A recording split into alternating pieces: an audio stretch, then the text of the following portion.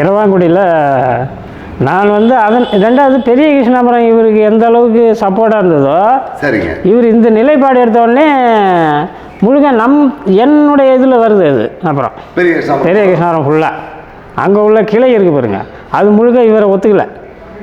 தனித்தமிழ்நாடு இந்த கோரிக்கைக்கு ஒத்துக்கலை, அது போகலை.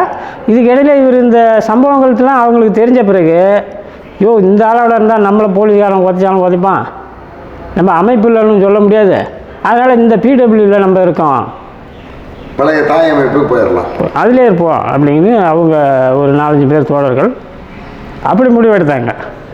அதோட பெரிய கிருஷ்ணாபுரம் தொடர்பே தமிழரசன் இறந்துடுறாரு. அந்த தொடர்பு இப்படி நிலை எடுத்த உடனே அவர் அப்புறம் அங்கே போகிறதில்ல. அதன் பிறகு தொடர்ச்சியாக நான் போவேன்.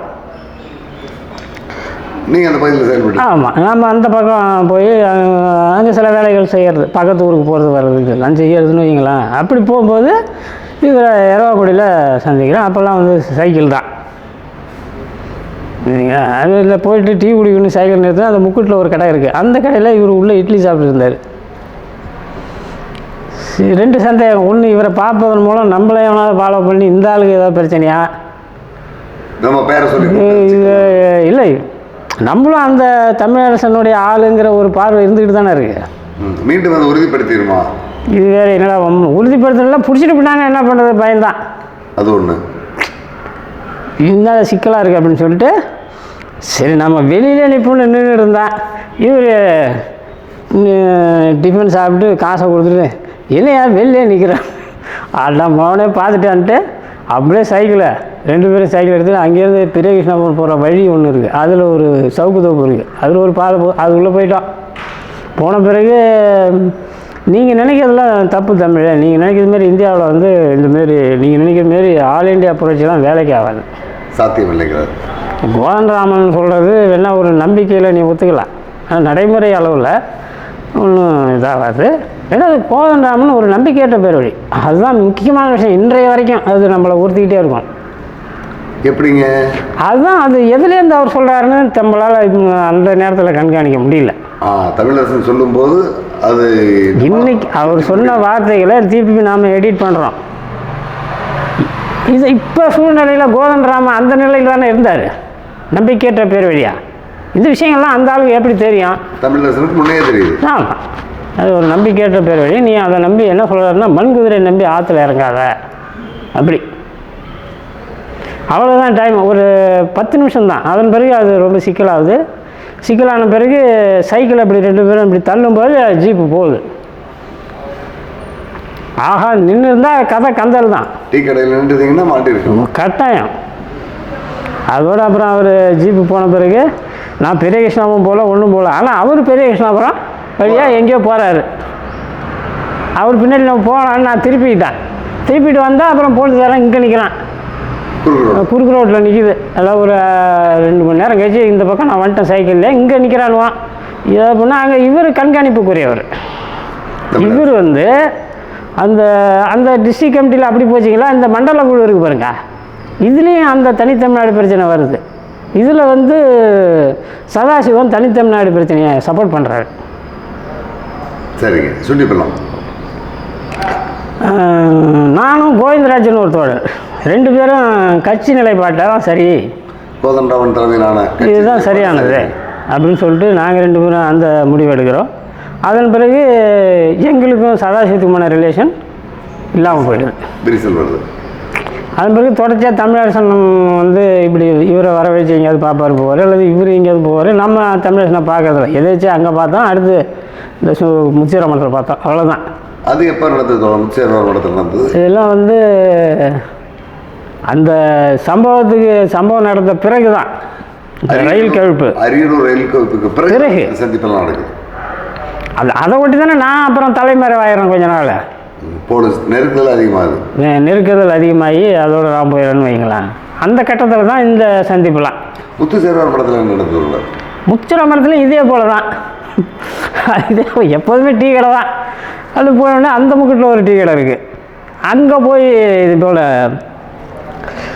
டீ சாப்பிட்டுக்கிட்டு திருப்பி சைக்கிள் எடுத்துக்கிட்டு நான் இந்த பக்கம் வரேன், அவர் இங்கே இருந்துட்டு அங்கே வராரு. குறுக்கு ரோடு வேறு நான் கொஞ்சம் தூரம் வந்தோடனே இப்படி இழுப்பு தோப்பு இருக்குது இந்த இடம் பக்கத்தில், அது வழியாக வந்தோடனே நில்லியா அப்படின்னாரு. இல்லை பக்கு பக்குங்குது, ஏன்னா காவல்துறை ரொம்ப அட்ராசிட்டி அதிகம், தீவிரமாக தேடுது.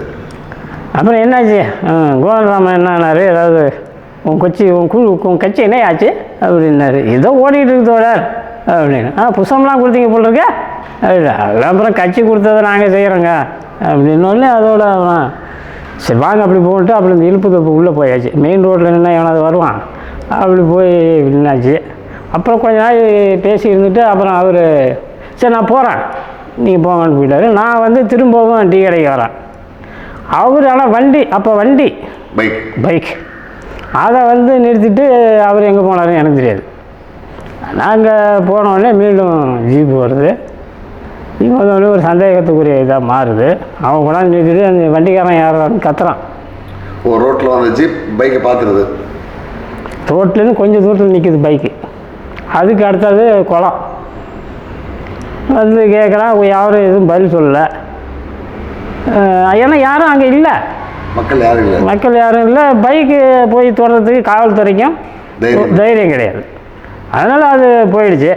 திருப்பி காவல்துறை போன பிறகு அவன் ஜீப்பு திரும்பி முடக்கு திரும்பின பிறகு திருப்பி கொஞ்சம் தூரம் பார்த்தா இவர் அந்த குளத்தில் இருக்கார். கீழே இருக்காரு. ஆமாம் அங்கே தான் இருக்கார், குளிச்சுக்கிட்டு இருக்காரு. அது எதேச்சியாக நடக்குதா இல்லை தெரிஞ்சு போனாராங்கெல்லாம் கிடையாது. காவல்துறை கேட்பாங்கிறனால குளிக்க ஆரம்பிச்சாருன்னு தெரியல. என்ன இல்லை தெரிஞ்சு சரியா வம்புன்னு குளத்தில் இறங்கிட்டாரா அப்படின்னு. அதோட அப்புறம் சரி போய் ஆள் தப்பிச்சுக்கிட்டாருன்ட்டு நான் போயிட்டேன். அதோட அவருடைய லாஸ்ட்டு பார்வை. அதோட அவருக்கு நோக்கமானா இல்லை முகம் மறந்துச்சு. முகம் இப்போவும் ஞாபகம் இருக்குது, இருந்தாலும் அந்த நேரடி இது தொடர்பு சந்திப்பு விட்டுருச்சு போயிடுச்சு. அதன் பிறகு ஏராளமான சம்பவங்கள் நடந்தது. அதன் பிறகு அவர் அடித்து போடுறானு பொன்பரப்பில். அதெல்லாம் நயவஞ்சகத்தினுடைய வெளிப்பாடுங்கிறது தான் என்னுடைய கருத்து. அவரோட இருந்தவர்கள் முழுக்க ஒரு நயவஞ்சகமான பேர்வழிகளாக இருந்தானவங்க எனக்கு பிரியும் போதே தெரியும். தமிழரசன் பிரியும் போதேவே இந்த நபர்கள் ஒரு பொலிட்டிக்கல் நபர்கள் கிடையாது. இந்த நபர்களை எம்எல் மூமெண்ட்ல உங்களுக்கு பீட்டர் விஜய் இந்த மாதிரியான கட்டமைக்கப்பட்ட நபர்கள் அல்ல கிடையாது. அந்த கட்டத்தில் பாலன் வராரு தருமபுரியில். எவ்வளோ போராட்டம் நடந்தது, எவ்வளோ பாதுகாப்பாக இருந்தது, அதையே காவல்துறை போடுறான். அங்கேயே ஒரு 18-20 பேரை சுட்டு தள்ளுறாங்க. அப்போ இவர் எவ்வளோ தலைமறைவாக இருக்கணும், இன்னும் மக்கள் மத்தியில் போகணுங்கிறதுக்கு பதிலாக இந்தமாரி பணம் இல்லைங்கிறதுக்கு இப்படி போய் சுற்றிட்டு நின்னா என்ன நடக்கும்? அதுக்கு கூட இருக்கிறவங்க எப்படி சப்போர்ட் பண்ண முடியும்? தோழர் இது தப்புன்னு சொன்னாதாங்க அவர்கிட்ட நீங்கள் போகாதீங்க, கூட இருக்கிற ஆள்வோ இது சரியில்லை, இது பின்விளைவுகளை ஏற்படும். உங்களுக்குன்னு ஒரு டீம் இருக்கு இல்லையா? அப்புறம் யாரை நம்புறாரு? மற்ற உனக்கு தலைமை கிடையாது, எவனும் ஒன்றை கண்ட்ரோல் பண்ணுறதுக்கு ஆள் கிடையாது, நீயே தான் கண்ட்ரோல் பண்ணிக்கிட்டா. யாரும் அமைப்புன்னு இருந்தால் அவன் கொண்டப்பள்ளி கேட்பாரு, இல்லை கோதண்டராமன் கேட்பான், யாராவது கேட்பாங்க. மத்திய கமிட்டி மாநில கமிட்டி எதுவும் கேட்குறது கிடையாது. இதோட யார் இருக்கு அப்புறம்? நம்ம இவர் ஜெகநாதன், பழனிவேலு, சோழதரம் அன்பழகன், ராஜேந்திரன், கருணாகரன், தென்தமிழன், இப்படிப்பட்ட ஆளுங்க தானே இவங்கெல்லாம். இவர் சுருக்கமாக சொல்லுவார், ஆயுதம் வேணும் புரட்சி நடத்தணுன்னா, ஆயுதம் வேணும், ஆயுதம் வேணும்னா பணம் வேணுன்னா எடுக்கணும் வா, இப்படி சுருக்கமாக பிடிச்சிக்கிறது. இவங்களுக்கு ஆமாம் புரட்சி இவங்களும் அதே நினச்சி புரட்சின்னா இதுவோ நாளைக்கு வர்றது மாரி அது ஏதோ ஒரு வடை சொல்கிறது மாரி நினச்சிக்கிறது. அதுக்கு வேலை செய்ய வேண்டியதாக இருக்குது. அது ஒரு பெரிய வேலை. கூலிடுறவங்களுடைய ப்ரெஷரே கிடையாது அவருக்கு. அதனால் அவர் சொன்னது எல்லாத்தையும் எல்லாரும் அப்படியே தலைவணங்கி ஏற்றுக்கிட்டு போனாங்களா ஒழிச்சு அதில் உள்ள யாராவது பொன்பரப்பியை சூஸ் பண்ணாங்களா? ஆனால் இல்லை ஒரு பொன்பரப்பி திட்டமிட்டு போனாங்களா? போன போக்கில் கை வச்சாங்க. இல்லை அதெல்லாம் திட்டமிட்டு போனதாக தான் தகவல் கிடைக்கிது. அதன் பிறகு அவர் வந்த பாதையை பற்றி அவர் செத்த பிறகு மீண்டும் நாமெல்லாம் பரிசீலனை பண்ணதோட என்ன நடந்தது, போக்குவரத்து, இதில் எப்படி ஊடுருவலா, என்ன இதெல்லாம் பல தகவல்கள் இருக்குது, விசாரிக்கிறீங்க. அதெல்லாம் ரொம்ப அதிர்ச்சிகரமான தகவல்கள்லாம் இருக்குது. அதில் அது நம்ம கொஞ்சம் ஜாக்கிரதையாக தான் அதெல்லாம் பேசி ஆகணும். அப்படி இருக்குது நிறைய சம்பவங்கள். அதனால் இவர் அதை சரியாக அந்த இடத்த பற்றியோ அங்கே போனால் அதனுடைய எதிர் விளைவுகள் பற்றியோ சரியாக திங்க் பண்ணல. அது திட்டமிடல் அதான் சொல்கிறேன் நான். தமிழரசன் வெளியில் போனார்னா சிக்கலுக்குள்ளாவார், இது சரியாக போகாது, புரட்சி இந்த மொழி சார்ந்த இனம் சார்ந்த தனித்தமிழ் அணுகிறது சாத்தியப்படாது, இந்திய புரட்சி தான் சரின்னு சொன்ன கோதண்டராமன் தலைமையிலான அந்த டீம் அதுக்கு பிறகு அடுத்த கட்ட நகரை நோக்கி வர முடிச்சுங்களா? வரல. அதன் பிறகு அது ஏதோ ஒரு புரட்சி இதுன்னு நினச்சிக்கிச்சு. அது ஆந்திரா பிடபிள்யூட அதுவும் வெளில வருது. அங்கேருந்து இந்த அளவு வராங்க. உங்களுக்கு வந்து ஒரு கம்யூனிஸ்ட் கட்சிக்குள்ளே கருத்து போராட்டம் நடந்துக்கிட்டு தான் இருக்கும், தொடர்ந்து நடக்கிறோம். அந்த அதாவது கருத்துகள் இல்லாத ஒரு கம்யூனிஸ்ட் கட்சியோ போராட்டம் இல்லாத ஒரு கம்யூனிஸ்ட் கட்சியோ இல்லை. எப்படி நம்ம உடம்புல ரத்தம் வர இருந்துக்கிட்டு இருக்கோம், எப்படி மொத்த காற்றையும் உள்ளே வாங்கி ஆக்சிஜன் எடுத்துக்கிறோம், கார்பன் டை ஆக்சைடை வெளியே விடும். இதே தான் கட்சியும் அப்படி தான் இருக்கும். இந்த மனப்பான்மை உள்ளவங்க தான் கம்யூனிஸ்ட் கட்சியில் இருக்க முடியும். ஒரு கூட்டத்தில் உன் கருத்து தோற்று போகுதுன்னா அடுத்த கூட்டத்தில் நீ ஜெயிக்கிறவன், அடுத்த கூட்டத்தில் ஒன்று தோக்கும். இந்த வெற்றி தோல்வி என்பது எதுலேருந்து வருதுன்னா நடைமுறையில் வரக்கூடிய சிக்கல்கள்லேருந்து தான் வருது. அதுதான் உருவாக்கும் இல்லைங்களா? ஒரு நிலை எடுக்கிறோம். இப்போ வந்து தேர்தல் புறக்கணிப்பா பங்கெடுப்பா, கட்சிக்குள்ளே விவாதம் நடக்குது. ஒரு பாதி பேர் புறக்கணிக்கணுங்கிறான், பாதி பேர் இதில் பங்கெடுக்கணுங்கிறான். சரி ரைட்டு, ரெண்டுமே கீழே இருக்குது. ரெண்டு கருத்து இருக்கு இல்லைங்களா? அப்போ கட்சியில் ரெண்டு கருத்து வந்துடுச்சு. ரெண்டு கருத்து வந்த உடனே அது தீர்வு எது? மாநாடு தான். மாநாடு அகில இந்திய மாநாடு, மாநில மாநாடெலாம் நடத்துகிறாங்க பாருங்க. இந்த கருத்து ரெண்டு கருத்தும் சுற்று கூட போடும். அணிகள் படிப்பாங்க, படிச்சுட்டு மாநாடு நடத்தும். அந்த மாநாட்டில் கருத்து சொல்லுவாங்க, ஓட்டெடுப்பு நடக்கும். பெரும்பான்மை எதுவோ அதுதான் கட்சி நிலைப்பாடாக மாறும். அதுக்காக சிறுபான்மையை எடுத்துட மாட்டாங்க. அந்த பெரும்பான்மை கட்டுப்பட்டு இவங்களும் செயல்படுவாங்க, சிறுபான்மையும் செயல்படுவாங்க. ஏன்னா கருத்துக்குள்ளே சரிக்கும் தவறுக்குமான போராட்டமும் நடந்துகிட்டு தான் இருக்கும். சரியான கருத்து எது தவறான கருத்து அப்படிங்கிறதுக்கான தேடுதலும் உள்ளே இருந்துக்கிட்டே தான் இருக்கும், இல்லைங்களா? இதை பற்றிலாம் பெருசாக நம்ம வந்து யாரும் எஜுகேட் பண்ணல நம்மளை. தலைமையாக இல்லை, அதுதான் நான் சொல்கிறது. தலைமை அதை உள்வாங்கியிருந்தா தமிழரசன் போயிருக்க மாட்டார். அதுதான விஷயம். நீ சொல்லு, உன் கமிட்டி சொல்லட்டும், தோழர் நீ போகிற பாதை தப்பு, தயவுசெய்து நிப்பாட்டுங்க, நாங்கள் அதுக்கு பதில் சொல்கிறோம் அப்படின்னு சொல்லி ஸ்டாப் பண்ணணும். முதல்ல எடுப்பில் கட்சியை விட்டு நீக்கிட முடியாதுல்ல. என்ன நேற்று வந்தவரா? தமிழ்நாட்டில் கட்சியை கட்டினவரே அவர் தான். அப்படி தப்புன்னு எப்படி போட முடியும்? அதான் அவகாசம் வேணும். அதன் பிறகு அந்த கருத்துக்கள்லாம் கட்சிக்கு சுற்று கூப்பிட்டு ஒரு மாநாடு நடத்தி தமிழரசனை கன்வின்ஸ் பண்ணுறதுக்கு தான். நீ 10 பேர் கன்வின்ஸ் பண்ணுறத விட ஒரு கட்சி தோழர்களே அவரை கூப்பிட்டு, ஏன் தோழர் இது எங்கே போய் முடியும் தோழர்னு சொன்னால் எப்படி இருக்கும்? உங்கள் போயிடுவாரா? போயிருக்க மாட்டார். அப்படி ஒரு நடைமுறைகளை இந்த கோதண்டராமன் இது வந்து கடைப்பிடிக்கலை. அப்படி கடைப்பிடிக்காதனால பெரிய அறிவாளிகளே போயிட்டாங்க தோழர் இந்த அமைப்பை விட்டு. பெரிய அறிவாளிகள்லாம் இந்த அமைப்பில் இருந்தாங்க. சிந்தனையாளர்கள், செயல்பாட்டாளர்கள், எழுத்தாளர்கள், மொழிபெயர்ப்பாளர்கள், இதெல்லாம் நிறைய இருந்தாங்க. அவங்கவுங்களும் ஏதாவது ஒன்று சொல்லி வெளியேற்றுறது. இப்போ மார்ஸ் இருக்காருன்னு ஒருத்தர், அவர் தொண்டு நிறுவனம்னு சொல்லி அவரை வெளியேற்றுறது. கேசவன் ஒருத்தர் எழுத்தாளர், அவர் 22 புத்தகம் எழுதியிருக்காரு. இன்றைக்கும் ராசா அவர் கையில் கேசவன் புத்தகத்தை தான் வச்சுக்கிட்டு இருக்காரு திமுக.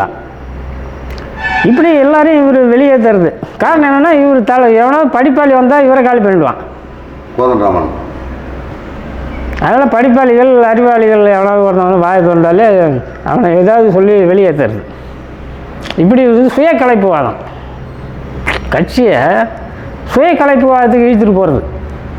ஆக இருந்து என்ன ஆகுதுன்னா, கொஞ்சம் கொஞ்சமாக போய் கடைசியாக ஒன்றும் இல்லாத ஒரு சூழ்நிலைக்கு போகிற நேரத்தில் அந்த ஆளும் இறந்துடுறான். ஏமிக்க அவன் ஹார்ட் அட்டாக்கு தான் வளர்த்த கட்சியிலே எவனும் இவர் சொல்ல கேட்க மாட்டாங்கிறான். இவரை வந்து நீ வந்து நிலப்பிரபுத்துவவாதிங்கிறான். இவரால் வளர்ந்தவங்களே இவர் பார்த்து நீ வந்து ஃபியூடல் கான்செப்ட் அப்படிங்கிறான். அவன் சொல்ல நீ தலித் கான்செப்ட்ன்ட்டான். கம்யூனிஸ்ட் கட்சிக்குள்ளே இந்த வாதம் வரலாமா? வேறு ஏதாவது வரலாம், வரவே கூடாத வாதம் உள்ள வந்துருச்சு, வருது. அதில் நிலை குறைஞ்சிட்டாரு கோதண்டராமன். அது ஹார்ட் அட்டாக்கு முடிஞ்சு பிடிச்சிக்காது. இப்படி அவரும் ஒரு இது இல்லாத போய் சேர்ந்தார். தமிழரசனுடைய காலத்தில் தமிழ்நாடு முழுவதும் ஓரளவுக்கு பலமாக இருந்த அமைப்பு கோதண்டராமனுக்கு பிறகு இல்லாமே போயிடுச்சு. இப்போ ஏதாவது செயல்பாடு இருக்கலாம்? இல்லை, இப்போ பல குழுக்களாக இருக்குது. பல குழுக்கள் இப்போ மக்கள் அதிகாரம் அவங்க வந்து சிபிஐஎம்எல் எஸ்ஓசின்னு சொல்கிறது, ஸ்டேட் ஆர்கனைசிங் கமிட்டி. அதுவும் நல்லா வந்தது. அதுவும் எங்கே பார்த்தாலும் பாடல்கள், கலை நிகழ்ச்சிகள், போராட்டங்கள் நிறையா நடந்தாங்க. இப்போ அவங்க அமைப்பு என்னாச்சு, அது 2-3 உடஞ்சி அதுவும் போயிடுச்சு. இப்போ மக்கள் அதிகாரம் புரட்சிகர மக்கள் அதிகாரம் சாதாரண மக்கள் அதிகாரம்னு ஆயிடுச்சு. அது அப்படி போயிடுச்சிங்களா. கோதண்டராமன் போன பிறகு அந்த குழு இருக்கு பாருங்க, அது 3 உடஞ்சிது. மனோகரன் தலைமையில் ஒரு குழு, குணாளன் தலைமையில் ஒன்று, இன்னும் அந்த தருமபுரி தோழர்கள் ஒரு குழு போங்க. இப்படி 3 உடச்சி எல்லாம் குடிச்சோராக போச்சு. அது அப்படி போச்சு. இந்த தமிழ்நாட்டில் செயல்பட்ட அந்த எஸ்ஓசியும் உடஞ்சிக்கிச்சு, இந்த கோதண்டராமனும் உடஞ்சிக்கிச்சு.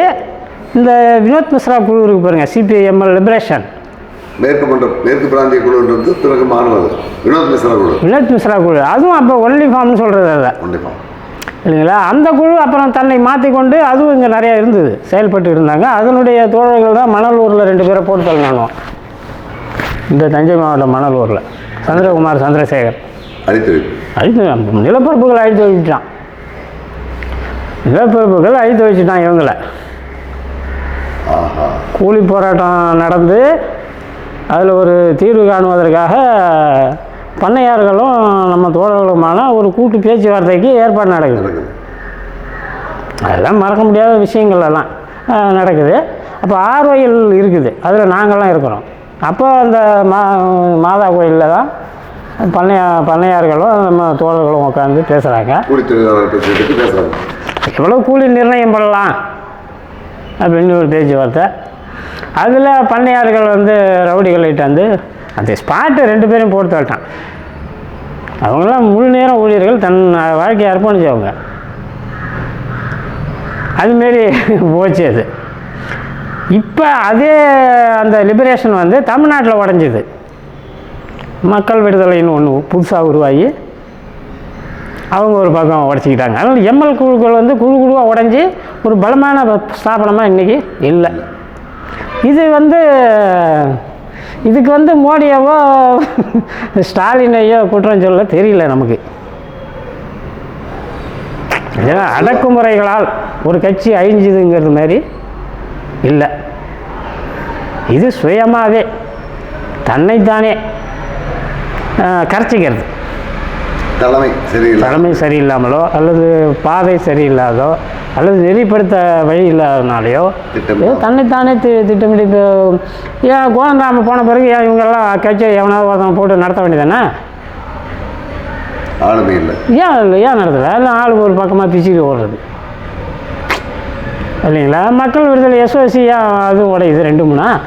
அவங்களும் ஒரு இதை நடத்தலாம்ல இல்லைங்களா. 2-3 முக்கியமான விஷயங்களில் இந்த பிரச்சனையெல்லாம் வருது தோழர். ஒன்று, எதிரி யார், நண்பர்கள் யார். முதல்ல நீ கராராயிடணும். நீ வந்து எதிரி யாருங்கிறத கரெக்டாக முடியும். நண்பர்கள் யார், இதுக்கு ஒரு கோடு போட்டால் தான் நீ உன்னால் இயங்க முடியும். இல்லைன்னா அந்த பிரச்சனை கட்சியில் வந்துக்கிட்டே இருக்கும் இல்லைங்களா. அதில் தொடர்ச்சியான ஒரு குழப்பம் இருக்குது. 2வது போராட்ட முறைகள். களத்தை பொறுத்த வரைக்கும் நம்ம சாம பேத தான தண்டம் தான். அதுக்காக நம்ம ஒரு அகிம்சைவாதியும் கிடையாது, அதுக்காக நம்ம வந்து எடுக்காதவனும் முடியாது. 2 நடக்கும் தான். அதெல்லாம் காலம், இடம், பொருளை ஊட்டி தான். இதில் புரிதல் கிடையாது. ஒரு குறிப்பிட்ட நேரத்தில் என்ன முடிவு எடுக்கிறதுங்கிறதுலையும் புரிதல் கிடையாது. அதனால் பொது மார்சியம் இருக்குது பாருங்கள். பல புத்தகங்களை படிச்சுட்டு அதிலிருந்து சில முடிவுகளை எடுத்துகிட்டு போகிறது. அது மாசத்துக்கு சொன்னது இவன் தமிழ்நாட்டையும் படிக்கலை, இந்தியாவையும் படிக்கலை. அந்தமாரி சில புத்தகங்கள், மார்க்ஸ் எங்கல்ஸ் புத்தகங்களை படிச்சுட்டு அதுலேருந்து இவர் முடிவுகளை பேசுகிறது வர்றது. இதனால் மக்கள் மத்தியில் எடுப்படாது. இங்கேயும் உள்ள பிரச்சனையை நீ பேசணுமா இல்லையா? அது மாசேத்தும் ஸ்டாலின் எல்லாமே சொன்னதான். என்னுடைய மண்ணை படித்து நீ போராட முடியாது, உன்னுடைய மண்ணை படிக்கிறது என்னங்கிறது தான். அது இப்போ சொந்தமாக இவங்க பெருசாக ஒன்றும் கிடையாது, புரியுதுங்களா. இவங்களுக்கு சொந்த ஆய்வும் கிடையாது, சொந்த அறிவாளிகள் குழுவும் கிடையாது. ஆளும் கும்பல் எடுத்து கொடுக்கறத தான் பேசுகிறான். ஃப்ரண்ட் லைன்லேயும் இன்னும் இந்தியன் எக்ஸ்பிரஸ்லேயும் வர்றது தான் இவன் பேசுகிறான். சொந்த தயாரிப்பு இல்லை, சொந்த தயாரிப்பு கிடையாது. ஒரு கம்யூனிஸ்ட் கட்சிக்கு சொந்த தயாரிப்பு. பொருளாதார நிபுணர்கள், தொழில்நுட்ப வல்லுநர்கள், அறிவாளிகள், தத்துவ ஞானிகள் இவர்கள்லாம் இருந்தால் தாங்க எங்கள் நாட்டில் புரட்சி நடத்த முடியும். ஆக இது ஒரு பெரிய கலை. இதை உருவாக்குறதுக்கு அம்மா சின்ன விஷயம் இல்லை. அதுக்கு இப்போ நம்மெல்லாம் முடிஞ்சாது, நம்ம கதையெல்லாம் முடிஞ்சு போச்சு. புரட்சி உருவாக்குறது பெரிய கலை. இதுக்கெல்லாம் ஆள் நியமித்து இதெல்லாம் வெல்கம் பண்ணி கூட்டு வந்து எல்லாம் ஒரு கட்சின்னா அதுக்கு வந்து அப்புறம் மாடி வீடு, ரூமு, கீமு, பந்தல் இதெல்லாம் இருந்தால் தானே வீடு இல்லைங்களா? அதெல்லாம் அத்து போச்சு. இப்போ ஒன்றுபட்ட கம்யூனிஸ்ட் கட்சிக்கிட்ட தான் அது இருந்தது. சிபிஐ இருக்குங்களா, அதுக்கிட்ட கொஞ்சம் இருந்தது. அது வந்து எல்லாம் தான் பார்த்தது. அது ஆயுதம் வச்சுருந்தது, வெகுமக்கள் வச்சுருந்தது, தலைமறைவு ஸ்தாபனம் எல்லாமே வச்சுருந்தது. ஆனால் இப்போ எல்லாம் போய் நிர்வாணமாக போயிடுச்சு. எல்லாம் எல்லாமே வெளிப்படனுங்கும் போது என்ன, நீ எங்கேருந்து அப்புறம் புரட்சி நடத்துறது, என்ன நடக்குதோ காவல்துறைக்கு அடுத்த நிமிஷமே தெரியும். எல்லாம் ஃபேஸ்புக்கு, நெட்டு கிட்டு எல்லாத்துலேயும் போயிடுது. எல்லா செயல்பாடும் வெளிப்படையாயிடுது. எல்லா செயல்பாடும் வெளிப்படை ஆகிடுச்சு. ஆனால் பாசிச மோடிங்கிற பாசிச மோடின்னு சொன்னால் நீ எப்படி இருக்கணும்? அதுக்கான ஆளாக நீ இருக்கணும். அதை எதுக்குறவனா அது ஒரு பக்கம் பாசிச மோடின்னு சொல்ல வேண்டியது, இன்னொரு பக்கம் அப்படியே திறந்த வெளியில் ஒரு 4 பேரை வச்சுட்டு கத்த வேண்டியது. அவன் என்ன ஒன்றை மதிக்க போகிறான்? நீ உன்னை பற்றி நல்லா தெரியும். இவன்கிட்ட எதுவும் கிடையாது. இப்போ கோதண்டராமனையும் ஜீவான்னு ஒருத்தர் நீ பேட்டி பண்ணுறீங்க. ஜீவா, தருமபுரி ஜீவா, அந்த எண்ணூர் ஊர், அவர் ஊர். 2 பேரும் ஒரே டென்னில் தான் இருக்காங்க சென்னையில். இவர் வெளில வந்து டீ கடைக்கு வரும்போது காவல்துறை பிடிச்சிக்குது ஜீவாவை. பிடிச்சிட்டு உடனே சரி போகலாம் தோழர், வேறு ஏதாவது உண்டா? வேறு என்ன, அந்த ஆள் எங்களுக்கு தேவையில்லைன்னு சொல்லுது காவல்துறை.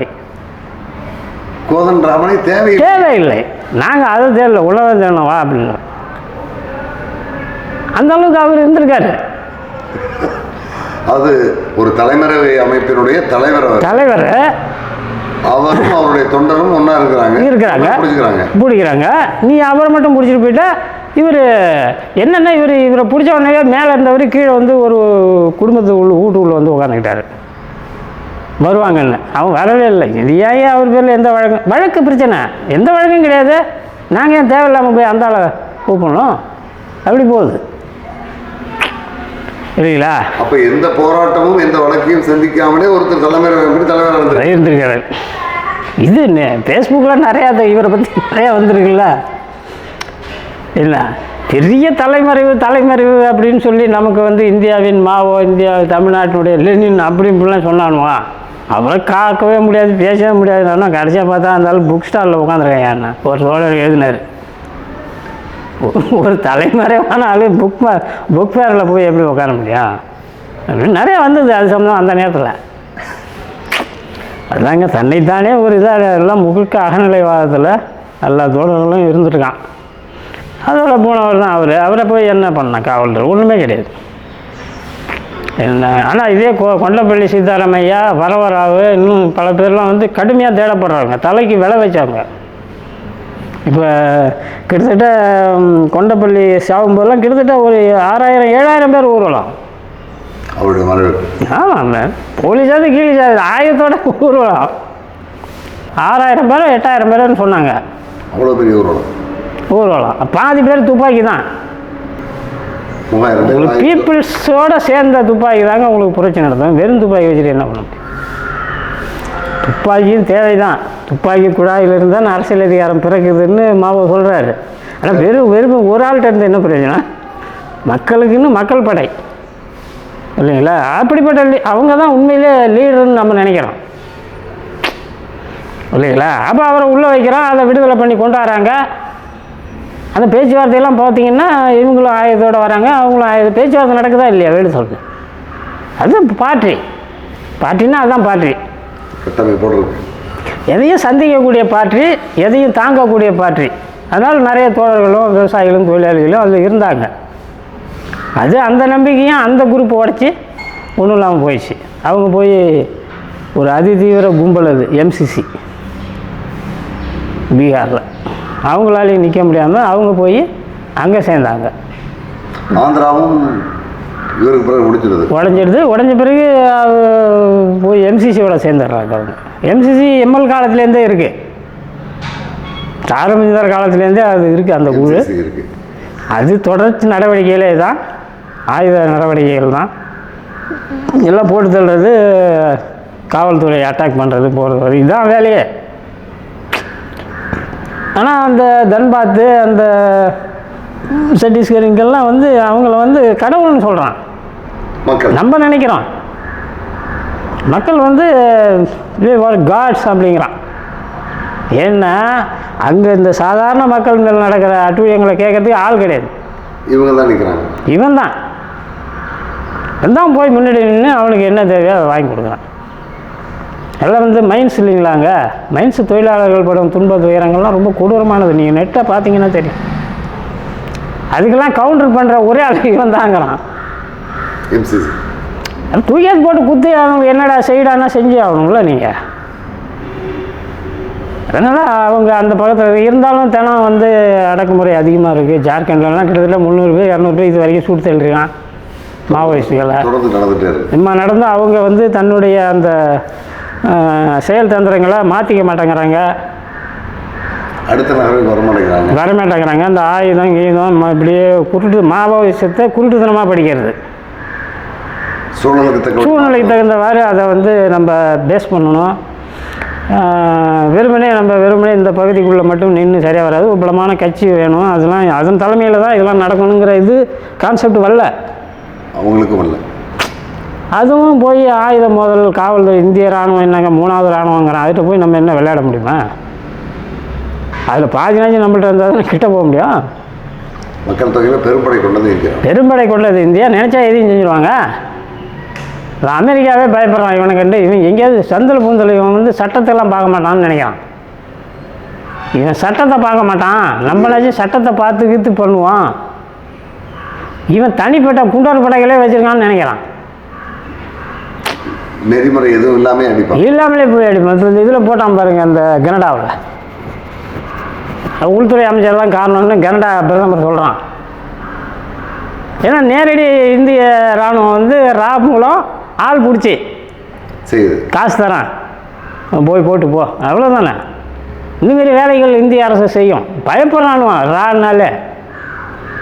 ஏராளமான இதை வந்து கையில் வச்சுருக்கான். ஆக்டோபஸ் மாரி இதிலிருந்து புரட்சி நடத்துறதுலாம் மிகவும் சாமர்த்தியமான விஷயம் அப்படிங்கிறத நம்ம புரிஞ்சிக்க வேண்டியதாக இருக்குது.